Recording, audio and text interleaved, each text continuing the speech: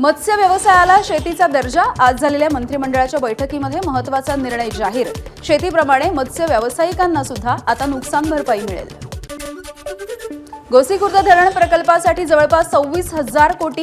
राज्य मंत्रिमंडळाच्या बैठकीमधला मोठा निर्णय। या प्रकल्पामुळे 1,97,000 हेक्टर क्षेत्र आता सिंचनाखाली येईल। भंडारा, चंद्रपूर, नागपूर या जिल्ह्यांमधल्या क्षेत्रांना याचा मोठा फायदा होईल।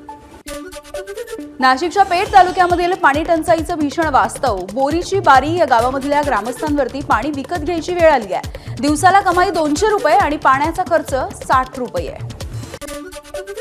कोल्हापूरच्या रेंदाळ गावामध्ये पाण्यासाठी शोले स्टाईल आंदोलन। गावामध्ये 8 ते 10 दिवसांमधून एकदाच पाणी पुरवठा होत असल्यामुळे नागरिकांचा संताप। पालघर जिल्ह्यामधील ग्रामीण भाग अजूनही तहानलेला। जव्हार तालुक्यामधील अतिदुर्गम भागामध्ये हंडाभर पाण्यासाठी महिलांची वणवण। नागरिकांची प्रशासनाकडे टँकरनं पाणी पुरवठा करण्याची मागणी। हिंगोलीमधल्या वसमत शहरामध्ये अनेक भागांमध्ये भीषण पाणी टंचाई। सिद्धेश्वर धरणामध्ये मुबलक पाणीसाठा असताना सुद्धा पालिकेच्या ढिसाळ नियोजनामुळे 8 ते 15 दिवसांच्या आड पाणी पुरवठा होतोय। त्यामुळे त्रस्त नागरिकांचा पालिकेवरती घागर मोर्चा। हिंगोलीच्या काळापाणी तांडा गावामध्ये भीषण पाणी टंचाई। घोटभर पाण्यासाठी महिलांची वणवण। टँकरची मागणी करून सुद्धा प्रशासनाकडून पाणी पुरवठा होत नसल्यामुळे नागरिकांचा संताप। भंडाऱ्यामधल्या नवोदय विद्यालयामधील वसतिगृहामध्ये पाण्याचा प्रश्न निर्माण झालाय। सुविधा नसल्यामुळे पालकांनी पाल्यांना घरी नेलंय। खासदार पडोळ यांनी विद्यालयाला भेट दिली असता हा गंभीर प्रकार समोर आला। लातूर जिल्ह्यामध्ये जलजीवन मिशनच्या अंतर्गत 88 लाख रुपयांचा जे कामं आहेत ते मंजूर झाली आहेत। 4 वर्षांपासून कामं अर्धवट असल्याचं दिसतंय। लोकांच्या नशिबी 2 किलोमीटरची पायपीट सध्या आलेली आहे। अकोल्यामधील ग्रामीण भागामध्ये अनेक गावांमध्ये पाणी टंचाई। यामुळे गावकऱ्यांवरती टँकरचं पाणी विकत घ्यायची वेळ आली आहे।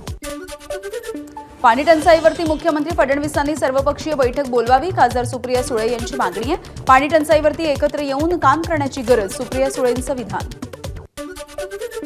राज्यामध्ये जिथे पाणी टंचाई असेल तिथला आढावा घेण्यात आला असून सर्व जिल्हाधिकाऱ्यांना मुख्यमंत्र्यांनी पाणी उपलब्ध करून देण्याच्या सूचना दिल्यात। उपमुख्यमंत्री एकनाथ शिंदे यांची माहिती आहे। आज अमरावतीचा पारा 43 अंशांवर। लोक डोक्यावरती रुमाल, टोपी घालूनच बाहेर पडत असल्याचं चित्र आहे। तर अनेक ठिकाणी दुपारी 12 ते 4 या वेळेमध्ये शुकशुकाट असल्याचं दिसतंय। परभणीचं तापमान 42.2 अंशांवर। मागच्या 4 दिवसांपासून जिल्ह्यामध्ये उष्णतेची लाट कायम। जिल्हाभरामध्ये प्रचंड उकाडा। नंदुरबार जिल्ह्यामधून जाणाऱ्या धुळे सुरत राष्ट्रीय महामार्गावरच्या पुलाला 2 वर्षांच्या आतमध्ये भगदाड पडलाय। दरम्यान निकृष्ट दर्जाचा पूल तयार केल्यामुळे आता वेळोवेळी खड्डे पडतायत असा आरोप स्थानिकांनी केलाय। पुण्याच्या सिंहगड रस्त्यावरच्या पुलाची आयुक्तांनी पाहणी केली आहे। 27 एप्रिलला पूल वाहतुकीसाठी खुला होण्याची शक्यता आहे। हा पूल सुरू झाल्याच्या नंतर सिंहगड रस्त्यावरच्या वाहतुकीची कोंडी सुटेल। पुणे महानगरपालिकेची पावसाळ्यापूर्वीच्या रस्त्याच्या कामांसाठी 65 कोटींची निविदा। त्यामुळे निविदांची कामं वेगात होणार। राज्य शासनाच्या 25 कोटींच्या आतील निविदा 15 दिवसांमध्ये होणार असल्यामुळे ही कामं पावसाळ्यापूर्वी पूर्ण होण्याची शक्यता आहे। मुंबईमधल्या जैन मंदिर पाडल्याच्या निषेधार्थ जैन समाज आक्रमक झालाय। समाजाकडून पुणे जिल्हाधिकारी कार्यालयासमोर आंदोलन करण्यात आलं। विलेपार्लेमधल्या दिगंबर जैन मंदिर तोडक कारवाईच्या ठिकाणी अल्पसंख्याक आयोगाच्या टीमकडून पाहणी। पोलीस आणि पालिका प्रशासनासोबतच मंदिर प्रशासनाकडून माहिती जाणून घेतली आहे।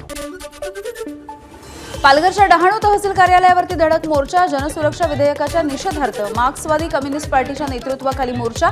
यावेळी सरकारच्या विरोधामध्ये जोरदार घोषणाबाजी। पुण्यामध्ये वाहन तोडफोडीची मालिका सुरू। सोमेश्वरवाडीमध्ये चौघांकडून वाहनांची तोडफोड। पूर्वीच्या भांडणाच्या पार्श्वभूमीवरती तोडफोड झाल्याची प्राथमिक माहिती।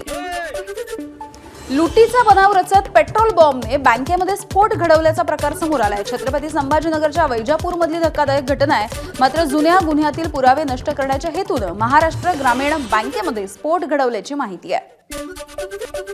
सांगलीमधल्या 4 माजी आमदारांचा आज अजित पवार यांच्या राष्ट्रवादीमध्ये पक्षप्रवेश। शिराळ्यामधील शिवाजीराव नाईक, कवठे महांकाळचे अजितराव घोरपडे, आटपाडीचे राजेंद्र अण्णा देशमुख आणि जतचे विलासराव जगताप यांच्या नावांचा समावेश आहे।